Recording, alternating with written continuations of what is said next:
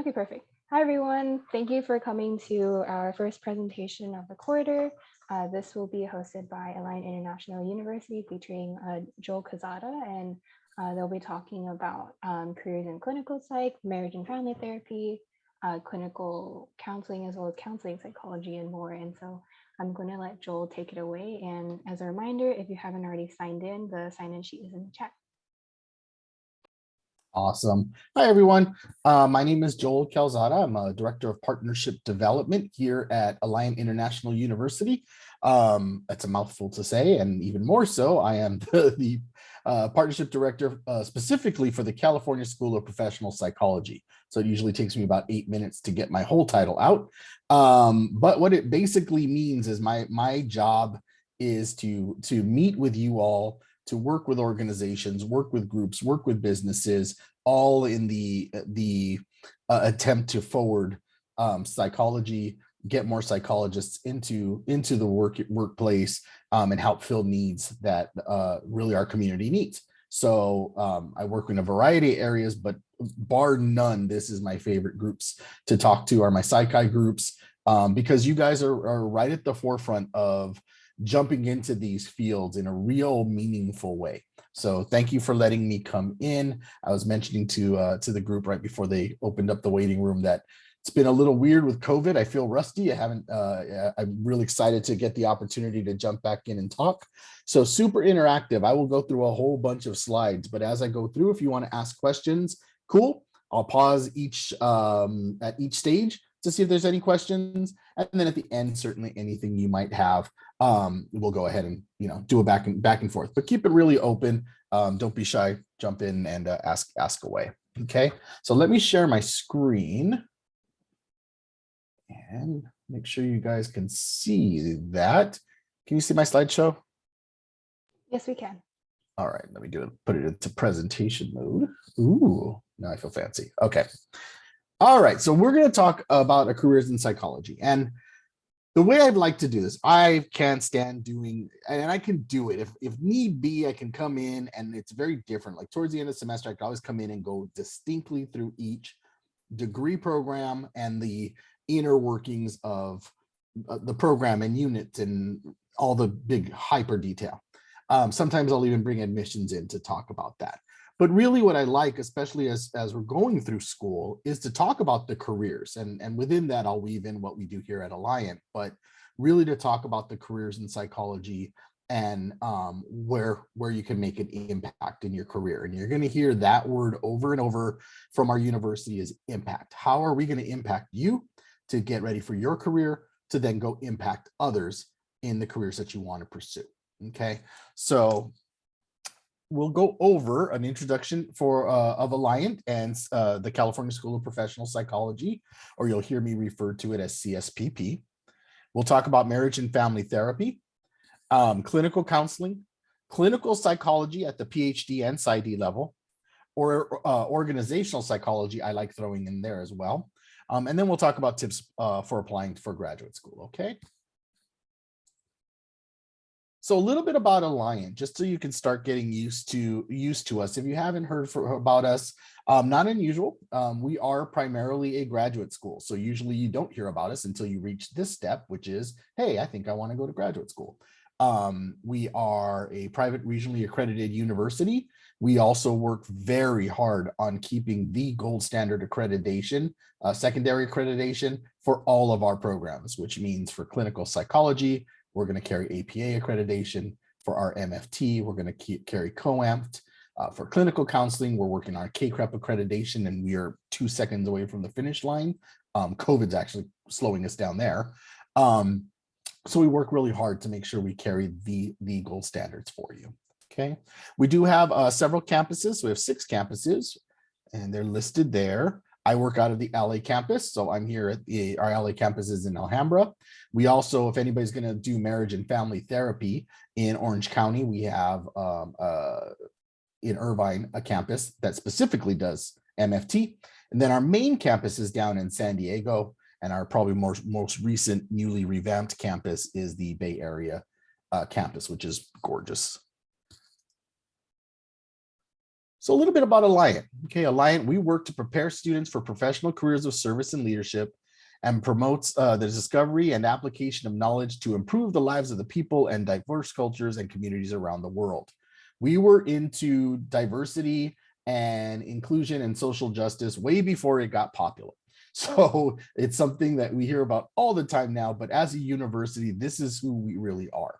We work really hard to provide you a university that not only is the faculty diverse, but the student body is diverse, because the reality is as you become a therapist, you are then going to work with diverse populations. And if you have not been exposed to that, it is going to be harder for you in your career. So we work really hard on having community engagement, having multicultural and international competence, working to make sure that you understand that we're a professional practice university. You not only will get the book knowledge, but you will be trained to be a therapist. You will actually go through constant training to reinforce the skill sets so that you can actually really provide help. Okay, and we have our 5 schools, and then every online school actually helps cover several different programs. But we will talk specifically about the School of Psychology, but we also have a School of Education, Management and Leadership, Forensic Studies, and then the San Francisco School of Law. So specifically now about the California School of Professional Psychology. And have any of you guys heard about CSPP? You can throw your the hand raising in there or give me a yay. If you haven't, you will start hearing about us, okay? CSPP, we put out just about the highest number of clinical psychologists and therapists in California than any other school. This is what we do well. And founded in 1969, we were founded as a professional practice university. And what's important there is that it really was starting to take the idea of flashback, 50 years ago. There was the art of being a therapist was not being taught. Everything was research-based psychology. There was nobody teaching you what it really takes to become a therapist and a skilled therapist to help somebody. And anybody who's been through therapy or knows people who have been through therapy knows the difference between a skilled therapist and a not so skilled therapist, okay? So we want to make sure that our students are ready and trained well. So that's going to be some kind of the constant mantra that you're going to hear from us. We do run degree programs in clinical psychology. And again, we do the PhD and we do the PsyD, marriage and family therapy for a master's, and with PsyD. And the neat thing is coming this fall, it feels like my radio ad, but coming this fall, we are going to be doing the PsyD, the marriage and family therapy PsyD online. And it'll be it's one of the, if not the only West Coast for COAMF accredited online MFT PsyD. So that's going to be huge for anybody who wants to still maybe pursue a doctorate. You can do your MFT masters and then come back and ultimately do your PsyD. We also work with clinical counseling, which you'll hear me refer to as the MAC program.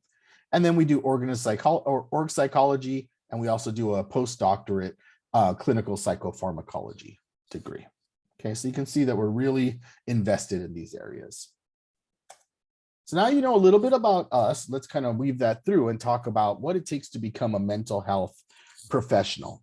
One of the things we've noticed is that as you're going through school in your undergrad, the idea and the conversations of what it really takes to move into different mental health areas and what those jobs really entail isn't a huge topic of conversation all the time. It isn't something being constantly reinforced. So I do like having this conversation because with any of these degree programs, you're going to know that there's going to be at least 3 steps. You're going to need to finish a graduate degree. So you're going to finish up your bachelor's. You're going to take a breath about this long. Ready?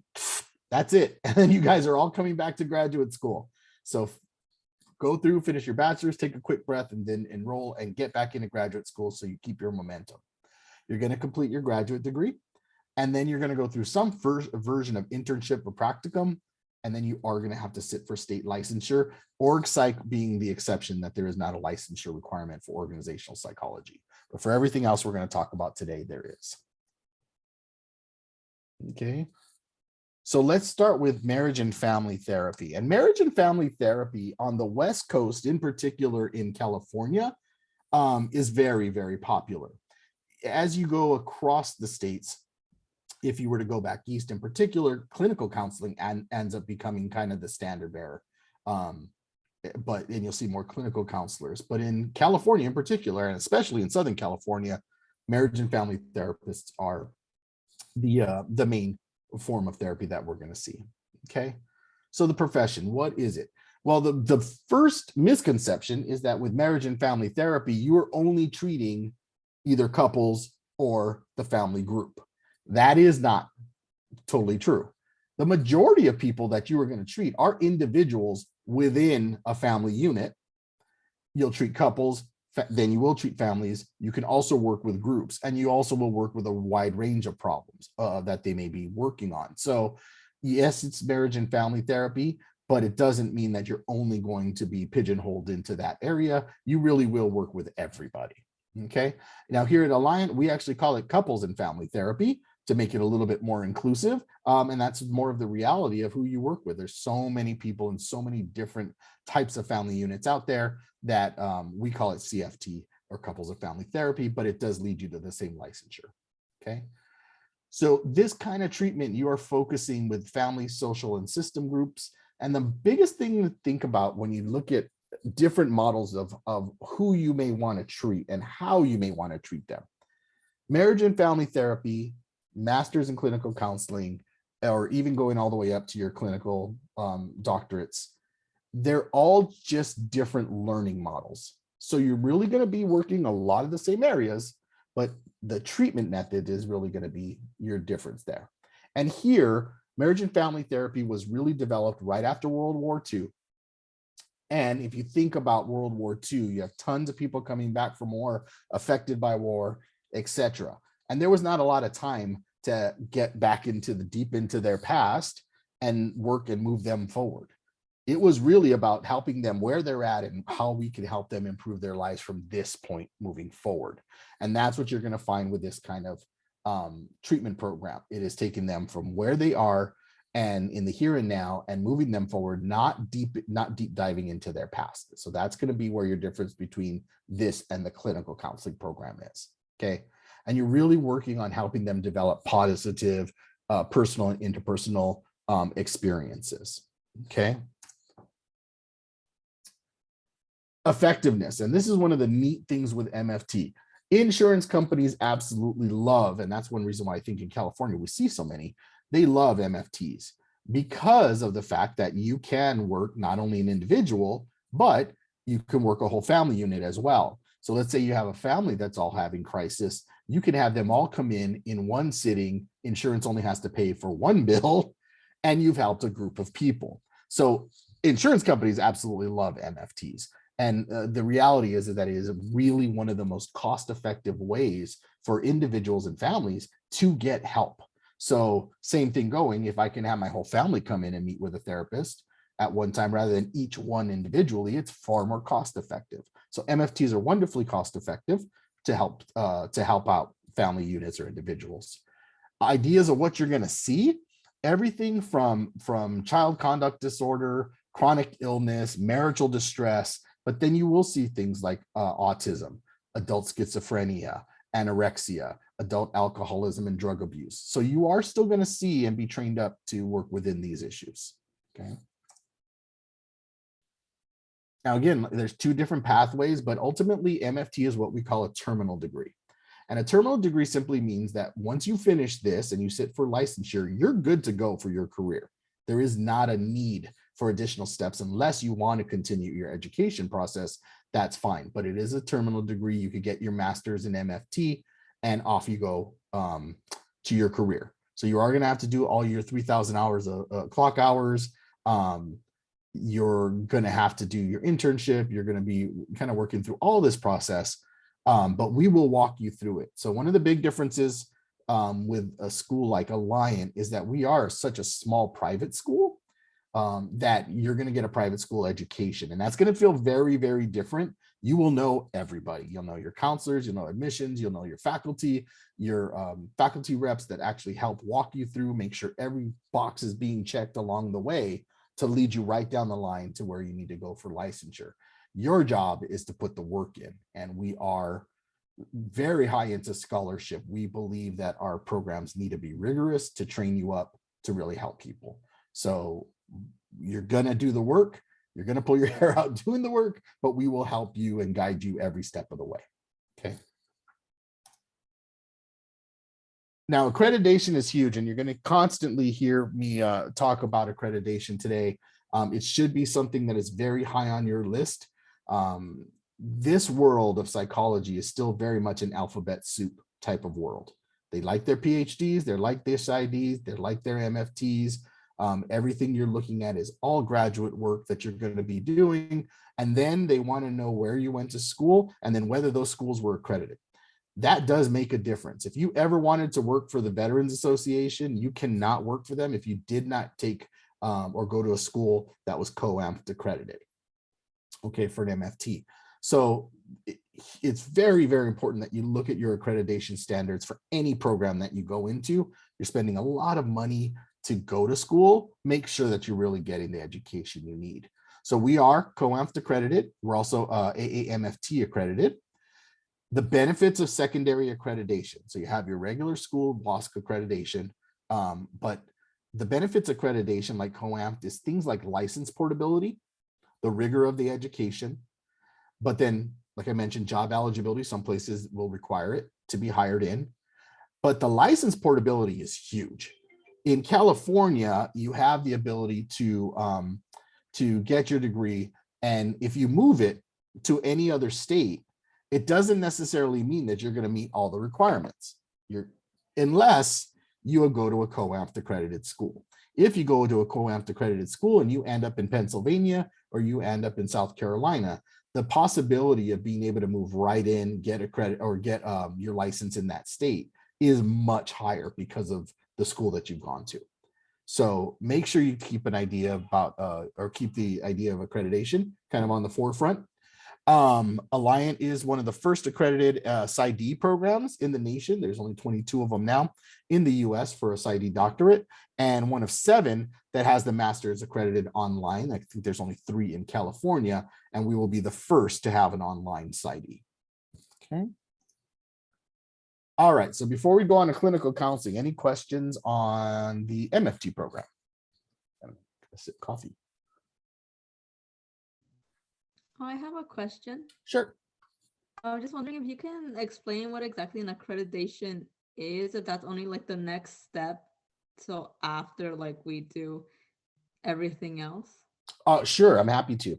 So when you go to your school, so UCR, UCLA, Alliant, Cal State Fullerton, any California-based school, your first thing you're looking at is regional accreditation. And that is whether that is the accreditation on the university, which basically gives it its ability to grant degrees.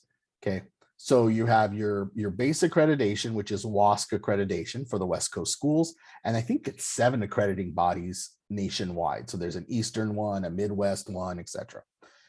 So we carry WASC accreditation the same way UCR does.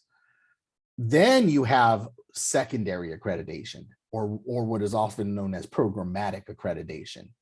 Programmatic accreditation is different organizations that will actually look at the rigor of the school, what it's being taught, is what's being taught relevant to what's happening in the workplace today, standards, etc. And they basically are really running down the programs to make sure that the quality is there, the rigor is there, and that the relevancy is there.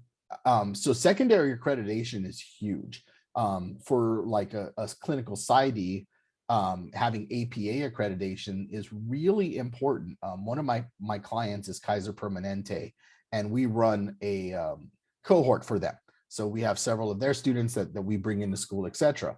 They wouldn't even look at our clinical programs if they were not accredited by the American Psychological Association. If we were not APA accredited, they weren't even going to look at us as an option of where their students are going to go to school, because they want to know that the education level is there, rather than, okay, they went someplace else and got a doctorate, but it wasn't APA accredited and they're not required to carry the rigor that we do. So you have two different areas, the regional one, which just lets your school grant degrees, and then programmatic. And programmatic accreditation is super important. Okay, thank you. Oh, yeah, that was really helpful. Thank you. No problem. And then and that kind of heads us right into clinical counseling. Any other questions on MFT?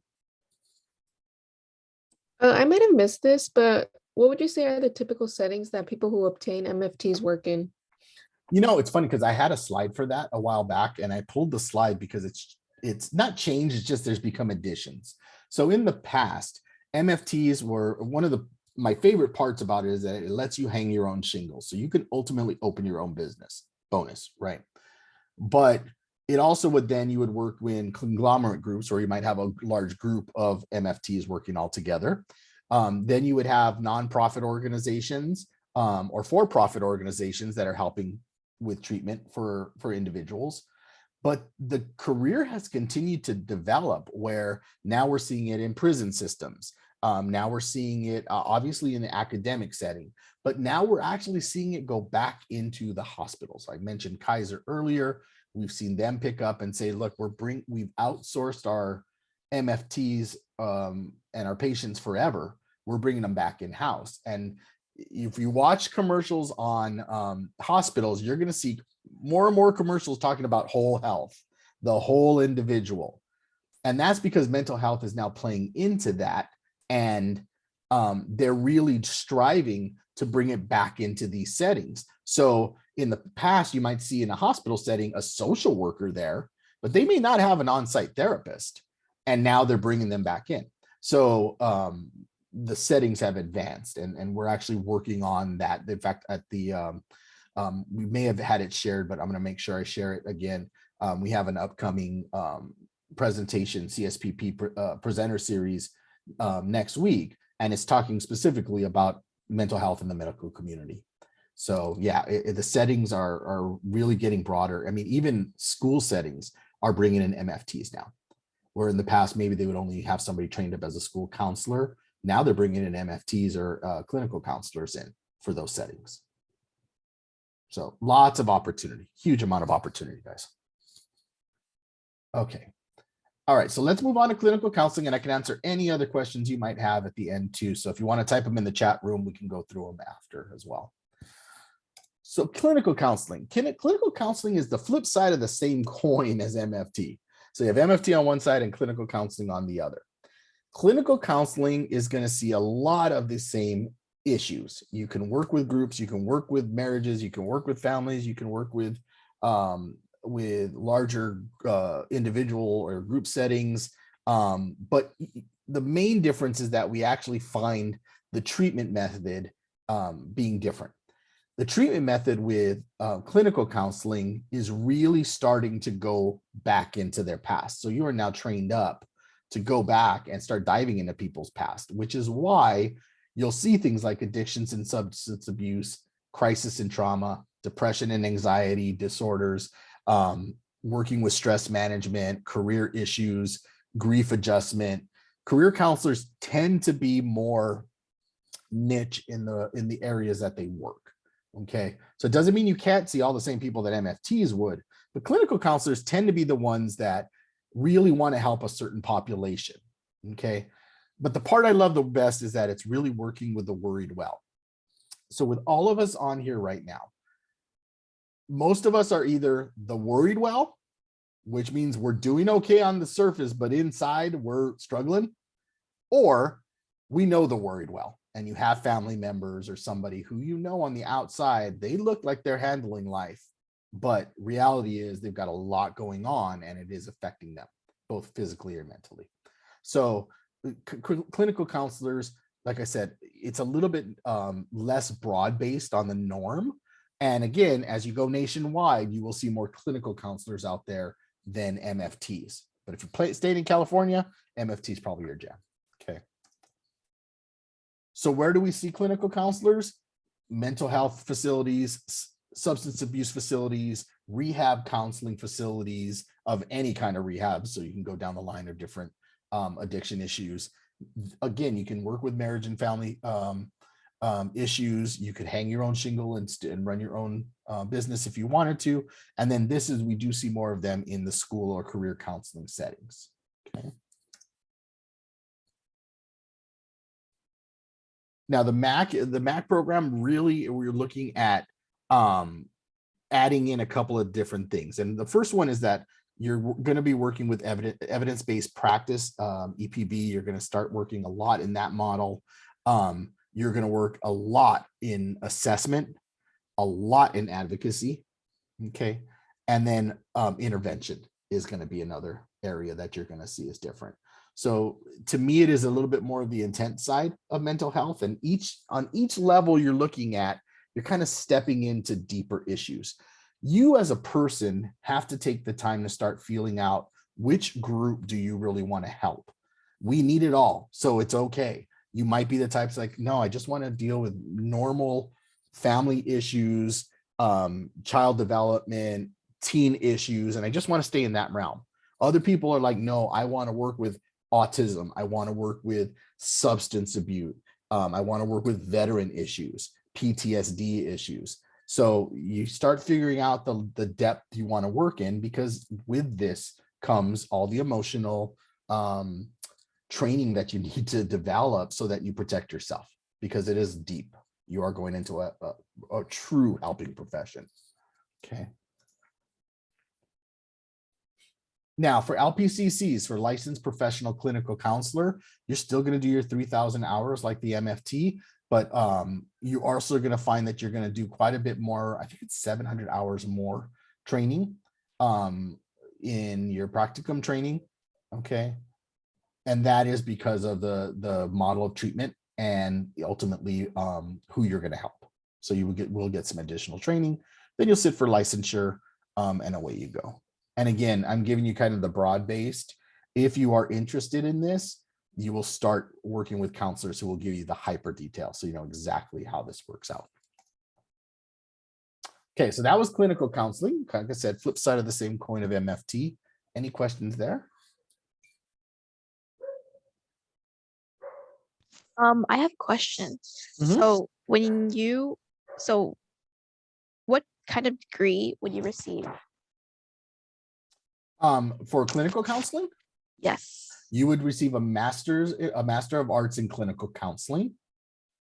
And then along with that, at the end of your degree program, then you would ultimately sit for your licensure, which would be the LPCC, or your licensed professional clinical counselor.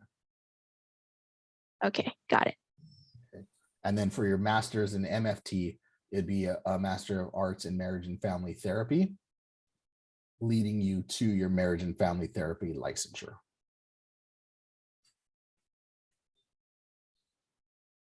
Okay. And so those are your first two levels.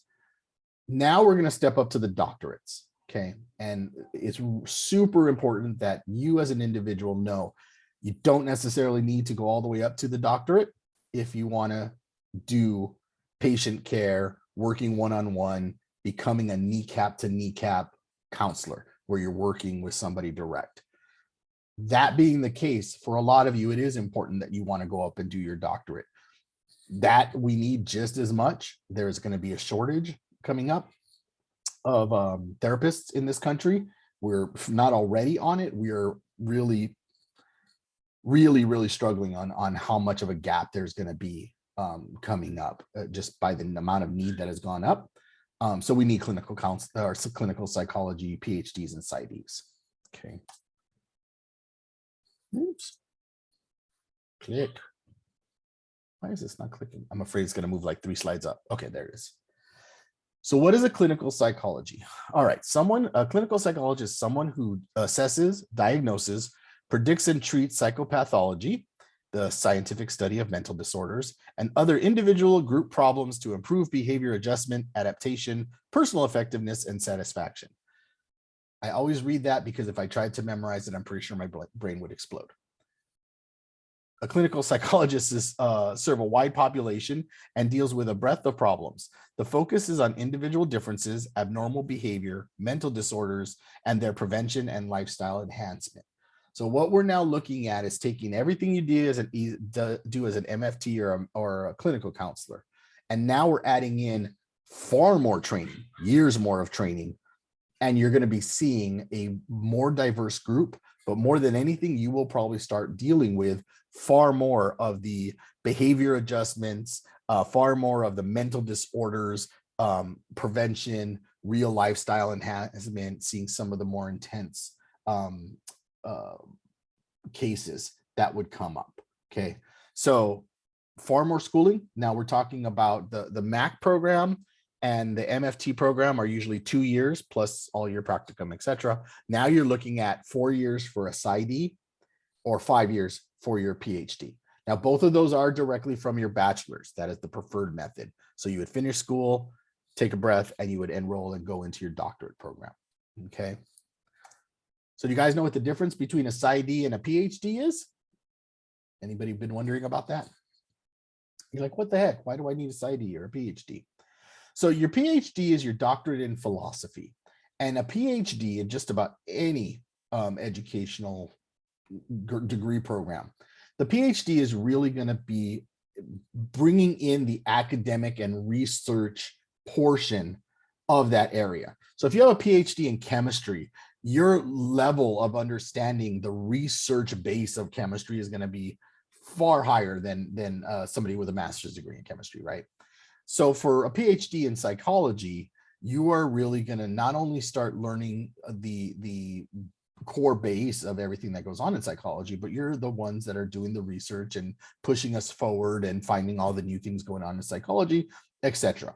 Now, does that mean it's the only thing you do? No, you still would be licensed. You could still be a licensed therapist, but it does mean it's probably easier to work in academia or a research think tank, anything like that. You would still be able to do. So that's your PhD.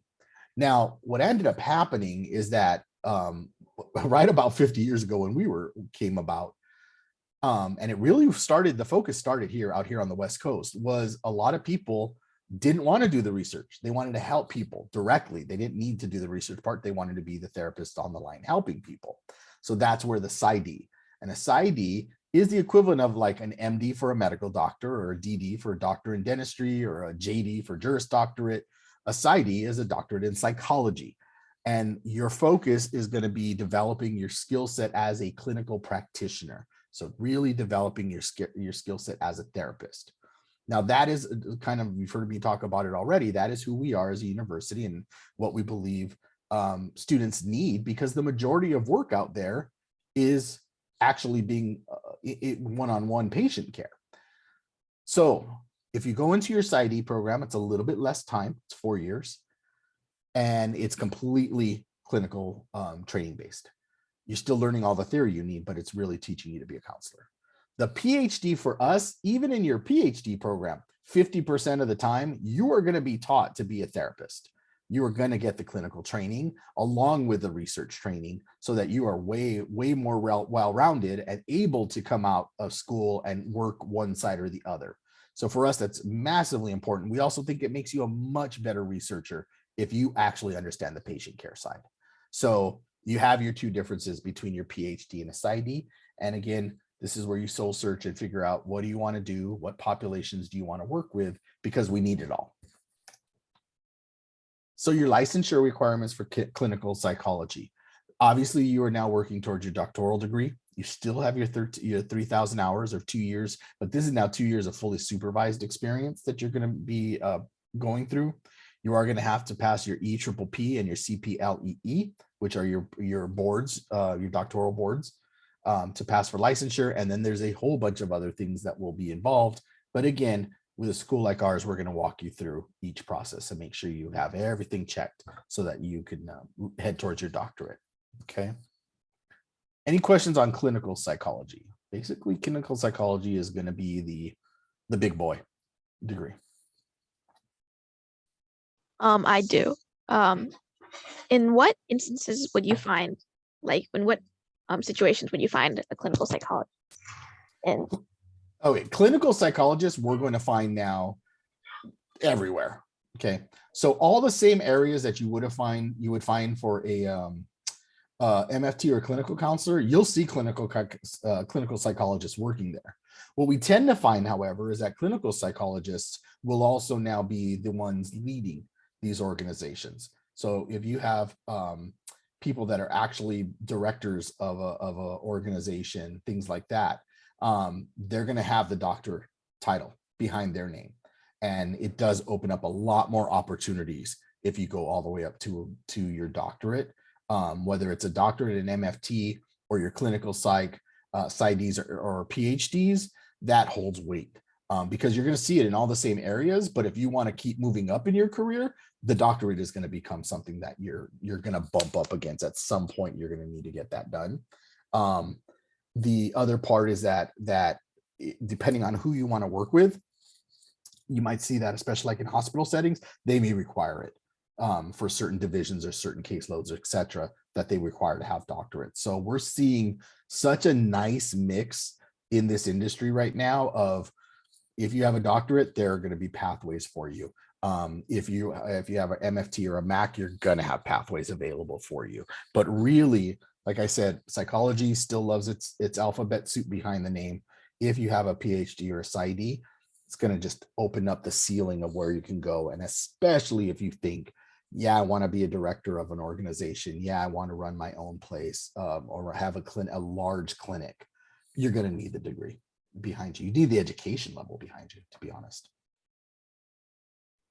Got it. Thank you. Yeah. Hello, I have a question. Sure. So would you say that there are more career opportunities with a PhD than a PsyD, just because there's like more research involved? It really, God, man, 5 years ago, I would have said yes. Now, especially post-COVID, you're probably going to see open amount of opportunities, hopefully kind of across the board. PsyDs are your kneecap to kneecap still working therapists. And that is going to be where the most need is right now. We're coming up against a couple of things that's happening. I don't know if anybody's talked to you guys about this, but industry-wide, what you're seeing is a couple of things. The first thing is, and see if you guys agree with me, the taboo of therapy is really coming down. Okay. I like I mentioned earlier to the group before we started, I did the Just for Men on my beard, some of the gray's not showing, but I'm old. And that being the case, when I was young, we did not talk about therapy, period. And culturally, really, we did not talk about therapy. But it wasn't a topic of conversation. You didn't bring it up at polite conversation. Flash forward all these years later, and I have a therapist. My mom has a therapist. My brother needs a therapist. There's all kinds of people that are going through therapy, and it's not a thing anymore. It's kind of like, great, cool, you're healthy. Like I said, commercials are about whole health. And so that taboo has now raised the amount of people that are going out and getting help. I have an uncle who's got heavy PTSD from Vietnam. And in the past, he never would have gone to get help. And he's at 76 years old. He is seeing a therapist for one of the first times in his life. So that has opened up the floodgates of more people coming out for help. Now we have part two, which is the baby boomers are retiring.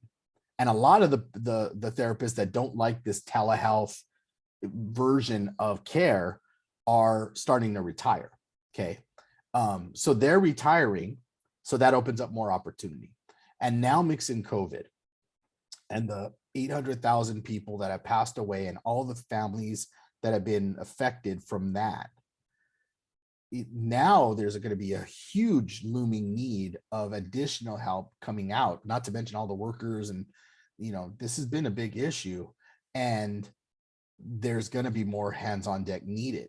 So when you get those three things combined, what you're seeing is a void in this industry that is going to need people.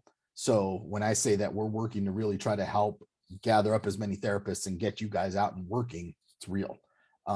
That also then bodes very good opportunity for you all to jump into your careers, put the work in, and see the results coming out of it. And it's not like anything we can ever promise to students. We can never say you're going to have a job. No, we can never say that. But if you put in the work, You put in the time, you're needed. And anything coming out of college is the fact that you want to go into a career where you're needed. So I'm hoping for all of you that opportunity will be there. Thank you. Sorry, I'll get on a soapbox. So sorry. Any other questions? We have a raised hand from Lyndon. Oh, Lyndon, go for it. Hello. Hello. So I have two questions. Being a clinical psychologist, is that the same thing as a psychotherapist, or is it vice versa? And then I guess my next question, just regarding the 3,000 hours, is that is that being completed during the process of the 4 years, or is that like post-doctorate degree? So great questions. The first one, if my brain pan serves me right, you're still headed down the right line. So if you go into become a clinical psychologist, there's different emphasis areas that you can go into. So you would have things like psychotherapy, or addiction issues, or LGBTQ issues, that you would be well trained on, and you can have focuses in. As far as your clinical hours, yes. So you have your 3,000 hours, but several of those hours can be done while you're in school. Okay. And really, as you get further into the program, that is almost the majority of what you're doing. And you guys are hitting this at a really good time too, because back in the day, all of this would be completely 100% like volunteer. And now more and more clinics are trying to bring in good students to not only help them get their hours, but develop them, and hopefully potentially bring them on. So good, like I said, good time to be doing this. Cool. All right, so that's clinical psychology. Let's go to, and we have any other questions, we can answer them at the end. But now let's go to, I already answered that one. One of my favorites. Now we're going to completely shift gears off of the kneecap to kneecap therapy, and we're going to switch over to industrial and organizational psychology. Has anybody here heard of industrial and organizational psychology or studied it at all? A few of you. So here's what's really cool about, it's one of my favorite topics. So IO psychology is, talk about a burgeoning field right now. This is, if you're in California, we see it all over now, which is really nice. But nationwide, it's not. It's still growing. Okay. Your organizational psychology is both a science and a practice. This is the business side of using psychology. Okay. So you are there to be the person to improve employee recruitment, selection, and retention, help with leadership, help with organizational performance, teamwork, motivation, job satisfaction, conflict resolution, stress reduction. You are there almost completely as not just an advocate for the employee, but for the business, to say, how can we make this run optimal for everybody involved here, rather than just a top-down version of business. You do what I tell you, and if we burn you out, we hire somebody new. That doesn't fly. And if anything is showing that right now, we are going through what's called the Great Resignation. And you are seeing this. Have you guys heard about the Great Resignation? All right, if you get a chance to look it up, and you'll see the kind of the basis of it. But what's happening is so many people got laid off after COVID, and then the jobs started coming back. And all of a sudden, those employees that were let go aren't coming back to these jobs, because the time off gave them enough reflection time to realize they don't want to do this. They don't like that job. This job doesn't satisfy them internally. Life's too short. I don't want to really be doing this my whole life. There has been it's not that people aren't just don't want to go back to this work. Just a lot of people have decided, I don't want to do this. I'm one of those, to be completely honest. I have an office at the LA campus. I haven't seen my office in 2 years. I'm pretty sure there's like a layer of dust that thick sitting in my office right now. And now that I've worked from home and have done this version, it would be very, very hard for me to picture myself going back into a 9 to 5 in the office every day job. So you're seeing this transition right now, and organizational psychologists are going to be more and more needed to help companies maneuver through these new times, because it's not going to change back. It is now going to become the new conversation of how do employees work. So what you can look at is graduates, you can find yourself looking at careers in organizational consulting. It is almost always seen in the human resources department, but you'll see it at the management level. You're going to see it being taught more and more in schools. And there's also a very big applied research version of organizational psychology. If anybody's ever gone to a job and they had you take a personality test, Bob in human resources didn't magically put that test together. It was an organizational psychologist that helped put that test together, or a group that worked and did the actual science behind it to put these tests together to find the right combination of things you're looking for in an employee. Okay, so we do run this at a master's degree level and a PhD level. Most places will call it industrial and organizational psychology. A lot of places call it only organizational psychology, which is what we refer to it as. If you are interested, highly recommend this this area, which is SIOP, which is the Society for Industrial and Organizational Psychology. SIOP is a great website to go to and just get more information on the degree program. Okay. So where are you going to see it? It really kind of breaks into two halves. Even though you're going to do an organizational psychology degree here, you are being taught both sides. Your industrial side is far more the HR side, your recruitment, classification, and compensation, performance appraisals, training, that version of it. Okay. The organizational side is far more of the motivation, occupational stress, leadership, performance, or development side. Okay. Both sides are needed, but again, you really are helping to be a change agent. And how many of you have worked for an organization or been part of an organization that you're sitting there watching and going, oh, if we only did X, Y, and Z, it would be better. Or if we did it this way, it would be far more productive, or our clients would be far happier, right? That's you need a change agent, and that's what organizational psychologists are. They're change agents in a workplace. Okay.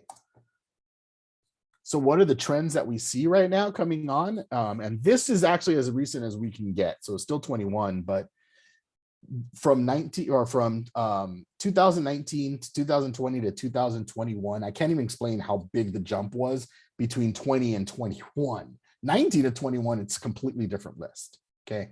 So what are we looking at for organizational psychologists? Virtual learning obviously has been one of the hot topics. In any other day and age prior to 2019, I would be doing this conversation in front of you on campus someplace. Ways of the world are gone. I'm hoping that we get a chance to come back, because I just like seeing you guys in person, but ultimately we're probably still going to be doing this version the rest of our lives. Okay. So virtual learning is going to be one version of it, but building cultures of agility and adaptability. Can a school or a business adapt and change quickly to what the environment needs? Changing, like I mentioned, the nature of work. Diversity and inclusion is huge. I'm sure you guys see it constantly right now. It is a big topic. Social justice is a big topic, and that's going on in the workplace as well. Employee health, their well-being, wellness, and safety. Back in the day, the only thing you'd ever hear about employee health was OSHA standards. And that was because businesses were forced to do things to make sure employees don't die. Like, that was it. That's not what they talk about with employee health now. Now they're talking about mental health days and what other things do you need to be productive at work, and are we keeping you safe, and do we have hand sanitizer and masks and all the things that you might need on site. That is a whole extremely different conversation now. And again, not going to go away. And then working remotely and flexible working arrangements. Those are all things that there were so many jobs out there that prior to COVID, people would swear up and down, you cannot do this job from home. You need to be in an office to do this job. Then COVID hit and everybody went home. And guess what? Tons of businesses saw no drop in productivity. And a lot of them found an uptick in productivity because parents were home. They were able to pick up Johnny from school. They were able to balance their life better. They were able to not be bothered by stuff going on in the office and actually crank out work. So the changing environment and keeping flexible arrangements and remote working is going to become very important. And hopefully that bodes well for you all going into the workplace too. So where do we see these careers? Academia, more and more schools are teaching it. Like for our school, there's an entire division for organizational psychology. For a lot of schools, it's still just built into their psychology program, but that is developing within academia. Government, it's amazing for as slow as the government does work sometimes, the change agents going in and helping fix and revamp these divisions is very, very large right now. It's something that's being utilized a lot. Like the VA is a great example of them actually going in and really trying at the core to change the entire system. It takes time, but they are definitely bringing in professionals to help do that. But I think the majority of the work you're going to see is in the last two, and that's going to be consulting work. I have 3 friends that do this. They don't do it for large companies because large companies, Disney is going to have organizational psychologists on staff. But if you work a middle tier company and you need help to change, you can actually bring in consultants to help. And that's what they actually have, like I said, 3 friends that's what they do for a living. And then always going to see training managers, hiring directors of human resources, HR specialists. As you go into this career, you really want to read the job description and it'll ping and you'll be like, oh, they're looking for org psych, because it'll talk about people that are in there to work and train and develop and leadership skills, etc. You'll know that that's what they're looking, that's the type of degree they're looking for. Okay. And again, just different titles that you might see. Very rarely, if you go on and do a job search for org psych, you're not going to find much. But when you start looking in these different areas, that's when you're going to see it. Okay. Can you guys hear my 11-year-old yapping in the background? Okay, I don't know. It's funny because I can just hear her and I'm like, are they hearing her complain about her dog right now? All right. So that's organizational psychology. Any questions on that?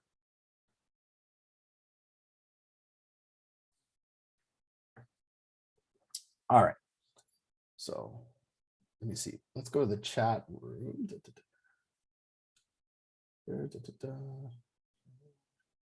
Okay, so it looks like we're all caught up. All right.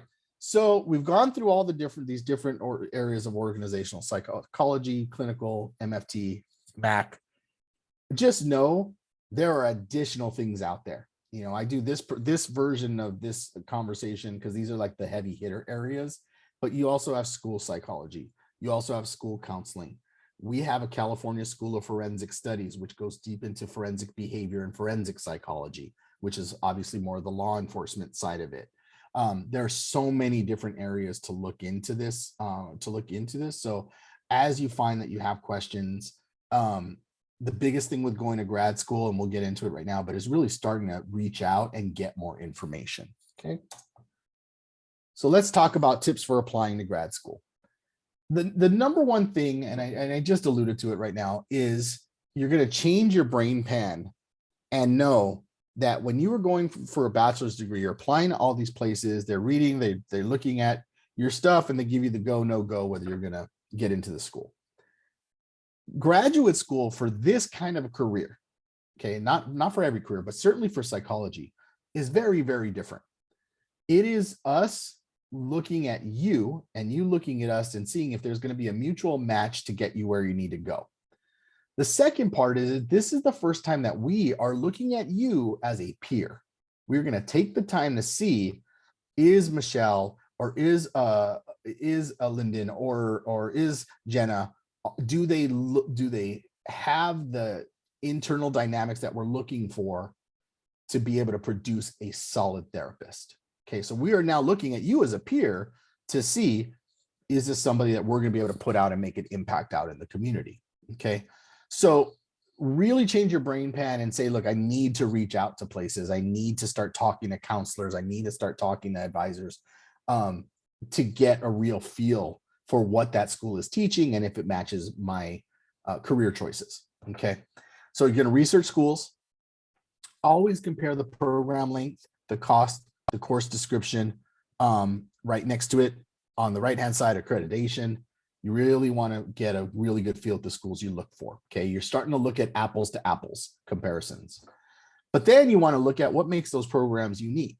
Is there something there that really does change what you're looking for. Most traditional large universities, UC system universities, are still teaching a very research-based version of psychology. So if you are looking for that, that's a fantastic option.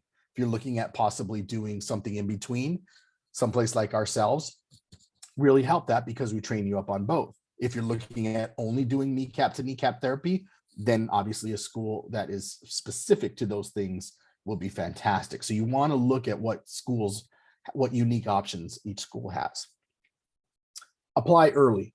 Okay. So as soon as you can, you start your application process, because graduate school, especially at the doctorate level, takes longer. Okay. It is not a quick return. It takes a while for applications to come in, get turned around, sent back out, set you up for appointments to meet with admissions and then meet with faculty. It does take a lot longer for a doctorate. For a PsyD or a PhD, we're looking at sometimes a 6 months to a year turnaround to get enrolled. Okay, so get to applying early and apply to several options. You want to make sure you're really looking at your options out there. Okay, speak with students, current students, speak with alumni.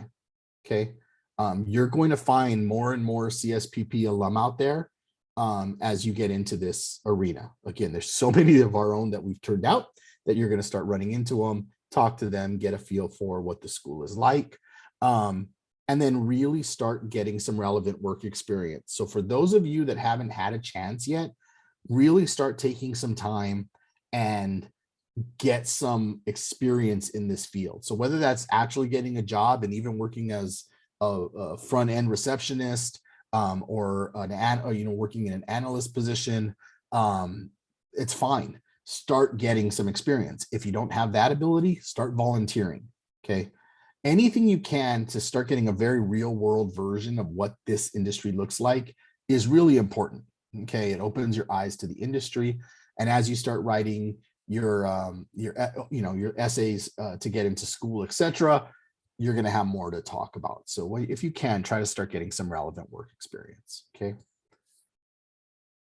And real quick, if you find yourself going to do something like a PsyD or the MFT or MAC, don't worry so heavily about research. I have had more people come to me and say, look, I want to go into the PsyD, but I don't have the research background. You're fine. Okay. If you are going to go into the PhD version, then you definitely need to have that as part of what you're coming in with. Okay. All right, now some real specifics. A couple of hints.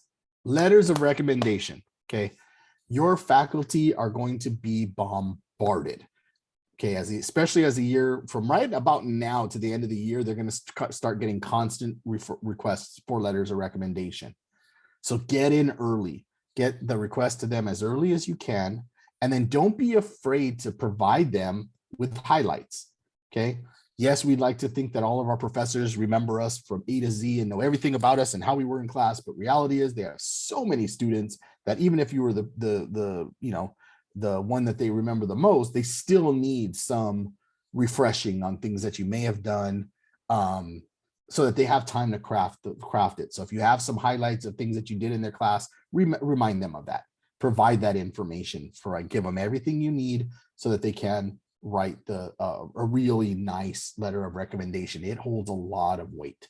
So your letters of recommendations hold plenty of weight. We really want to get a feel that they know you. Okay. As you start writing your personal statements or your entrance essays, we want to know why you want to do this. Okay. What is it that is conveying your passion for this field? What triggered it? Stay away from the Miss America pageant conversation. And what I mean by that very specifically is we all want peace on earth. We all want goodwill towards men. Okay. We all want to save the children. You would not be getting into this field if you didn't, right? Everybody does. We need to know what's going to make you unique. We need to know what is going to ultimately cause us to say, yeah, Kelly or Tiffany really have a solid feel for what they want to do in this industry. The uniqueness of it also, stay away from the 50 Cent version. And you guys know the rapper 50 Cent? I assume you guys do, right? everybody will talk about 50 Cent got shot 9 times, right? Everybody's got stories like that. I lived in a car. I was homeless. I had family problems. Okay. That's, if you have that, fine. But if you're going to use that story, we want to know, what did it trigger? What did it change in you? And I'll give you an example. I had a student that wrote about her uncle who had schizophrenia, and one day literally walked out the front door of the house and has never been seen again. And it's been about 15 years, she said, that they don't know whether he's alive or dead. They don't know where he's at. He's literally off the face of the earth. They don't know what happened to him. Okay. And it happened at such a young age that for her, it just triggered her to want to know, why would he do that? And it caused her to then see the trauma it had on her family and her mom and her grandparents, and caused her to want to look more heavily into the realm of psychology. And ultimately it drove her to start looking at entering her doctorate program. That's a way of using that kind of impact story and what it caused for you to want to use to do that, to work in this field. So take time to craft who you are, what you want, why you want to do it, because it's very powerful. Again, we are looking at you as a peer, and we want to know what you're going to do to get out there and impact the community. And that way we can really have a good effect on you as well. Does that make sense? I know it's weird, but it's probably way more information, but I'm telling you right now, I have read so many essays that are just so bland, and you're kind of like, okay, yeah, I've read 5 of those. And that's what we don't want, because we know there's more to you. So let us know it now. Time to get vulnerable. We're in psychology, be vulnerable. And you'll find that you'll probably get more response from every school that you probably apply to. Okay. Any red flags on your transcripts, go ahead and provide explanations for. Okay. Sometimes school isn't perfect and things don't run perfectly. So if there are any red flags, address them with your academic counselor or your admissions counselor early on, so they can help you through that process. And then prepare for your interviews. Again, once you get to the point of faculty interview, it holds a lot of weight. Do the work, do the research on the schools that you're applying to. If you can do research on the faculty that are at the school or the faculty that is actually interviewing you, go ahead and do that. Be impressive. Look the part, feel the part, because they are, again, one more time, you're going to keep hearing me say it. We're looking at you as a peer. So, act accordingly, and you're going to find you have much, much better results. Okay. Grad school is the most fun version of school I've ever done. Next to kindergarten and finger painting, I love grad school the most. It is intense, but everything is working towards something in your career. Okay. And that is so completely different than any other version of schooling you've ever done in your career. This now is hitting, if any of you can drive stick shift, you are now shifting from 4th gear to 5th gear, or 5th to 6th. And you're feeling that, whoa, okay, I'm in the fast lane and I'm working with professionals, and all the students that are on either side of me. It takes a lot of guts to get the 1st degree done. Really, it's going to take some guts to get a 2nd degree done. So you're going to find that you're probably going to enjoy this version. It's the harder version, obviously, than any schooling you'll probably ever go through, but it's really leading you to something now. So enjoy it. Take the time and really enjoy what you're going to go through. Okay. Let's see. Last part of my soapbox that I always end with more and more lately. Thank you for letting me in, Jenna. Thank you so much for letting me in and coming in to talk. I hope we can do more of these. I have guest speakers and people I can bring in, etc. So we'll talk about more stuff throughout the year. But I really want to thank all of you for taking the steps you are to be in college, to work on your degrees, to look at having a secondary career right now. We work and live in a time that for years and years, the focus has been on, you don't need to go to college. Oh, you can do all these other things to go to school. You can do all these other things to be ahead in life. And there has just been less of an importance put on what you all are going through. We need you. We need all of you to be in graduate school. We need all of you to come out and start working. It is a massive, massive gap in the United States education right now of positive, educated graduate students coming out and doing good things in this environment. So don't let anybody ever tell you that you could have do something else, or you don't need to go back for a graduate school, or I don't care if you come to Alliant, I don't care if you go to anywhere else. If you're taking these steps, know that what you're doing is important.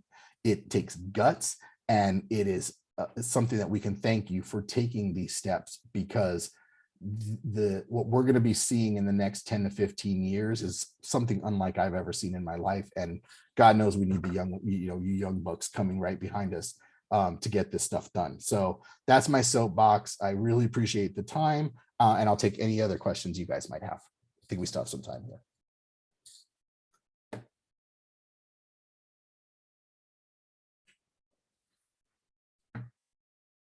I'll just interrupt for now and say thank you so much, Joel, for being here and giving us this awesome presentation.